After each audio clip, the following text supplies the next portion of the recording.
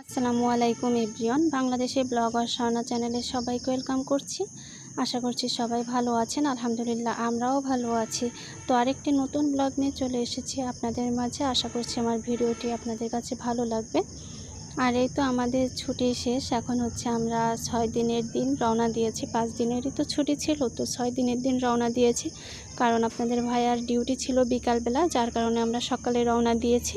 যে সকালে 11টার ভিতরে তো আমরা পৌঁছায় যাব, আর ডিউটি তো হচ্ছে 6টায় আর কি, বিকাল 6টায়। তো এই তো আমরা খুলনা রূপসা ব্রিজে এসেছি। এটা হচ্ছে খুলনা সেই ফেমাস ব্রিজ আর কি, রূপসা ব্রিজ। তো আমাদের বাগেরহাটে হচ্ছে হরতাল ছিল, যার কারণে হচ্ছে আমাদের অনেক সকালে রওনা দিতে হয়েছে, একদম 6টা 7টার দিকে আর কি রওনা দিতে হয়েছে। বাবু তখন ঘুম ছিল, বাবুকে ঘুম থেকে তুলে আর কি আনা হয়েছে।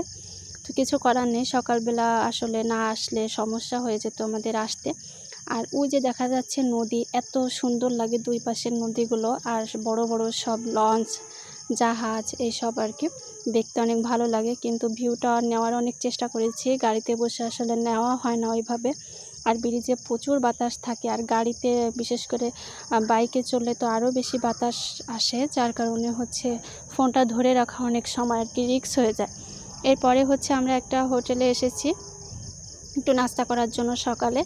তো এখানে আমরা নাস্তা করে নিয়েছি, যেহেতু সকালবেলা বাবুকেও কিছু খাওয়ানো হয়নি আর আমরাও কিছু খাইনি, কারণ খেতে গেলে অনেক দেরি হয়ে যেত, আর সকালবেলা অত সকালে আসলে খাওয়া যায় না।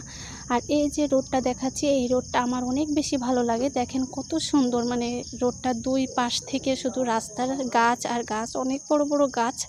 তো এই গাছগুলোর কারণে দেখেন রাস্তাটা কিন্তু অনেক বেশি ছায়া থাকে, আর হচ্ছে রাস্তাটা অনেক মানে ঠান্ডা থাকে। আমি মাঝের মধ্যে একটু দাঁড়িয়ে মানে গাড়িটা থামাতে বলি, থামিয়ে হচ্ছে আমি একটু কিছুক্ষণ দাঁড়িয়ে থাকি, আমার অনেক ভালো লাগে আর কি রাস্তাটা দেখতে। আর এরপর কিছু দূর এসে একটু চা খেয়ে নিয়েছি, কারণ আমার একদম কোমর টোমর ধরে গিয়েছিল বসতে বসতে, আর বাবুরও তো অনেক কষ্ট হয়, যার কারণে এখানে কিন্তু আমরা আরও কিছুক্ষণ পরে দাঁড়িয়েছি, মোট 3বার দাঁড়িয়েছি আমরা আসা যাওয়ার পথে।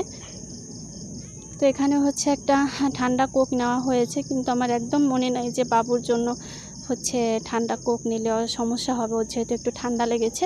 তারপরেও কিছু করার নাই, ও বারবার ওই ঠান্ডা কোকই খাবে। যাই হোক, একটু পরে একটু কোনো রকম দিয়েছি আর কি। এরপর তো আমরা বাসায় চলে এসেছি, আর এই যে কোনো রকম একটু ফ্রেশ হয়ে নিয়েছি, জাস্ট একটু বোরকা টোরকা জামা কাপড় খুলে আর কি। এরপরে মাছগুলো আগে বের করে নিচ্ছি, কারণ মাছটার হচ্ছে বরফগুলো প্রায় ছাড়িয়ে যাচ্ছিল, ফ্রিজে রাখা মাছ। এরপর হচ্ছে আবার এক্সট্রা কিছু বরফ দিয়ে আনা হয়েছিল, তারপরও হচ্ছে মানে বরফগুলো তো গলে যায় আর কি। গাড়ির বাতাস থাকে তো, বাসে করে আনলে কোনো প্রবলেম হয় না, কারণ বাসে তো মানে ওইভাবে বাতাস লাগে না বক্সে রাখলে, কিন্তু মানে বাইকে আনলে হচ্ছে বাতাসে বাতাসে ওই বরফগুলো আর কি গলে যায়। এখানে ছিল চিংড়ি মাছ, ইলিশ মাছ, বেলে মাছ, তারপর হচ্ছে চুনা মাছ, তারপরে তেলাপিয়া মাছ, রুই মাছ, অনেক ধরনের মাছ ছিল, আরও কী কী যেন ছিল, আমি সব মাছ দেখিও নি। তো এখন হচ্ছে ফ্রিজে রাখা হবে মাছগুলো, এই মুহূর্তে এখন ফ্রিজে রাখবো, পরবর্তীতে একটু মাছটা ঠান্ডা হোক, মানে বরফ হোক, আর আমরাও একটু ভালো মতো ফ্রেশ হই, তারপরে হচ্ছে আস্তে আস্তে মাছগুলো সব বের করে প্যাকেট করে সুন্দর করে আর কি রাখা হবে।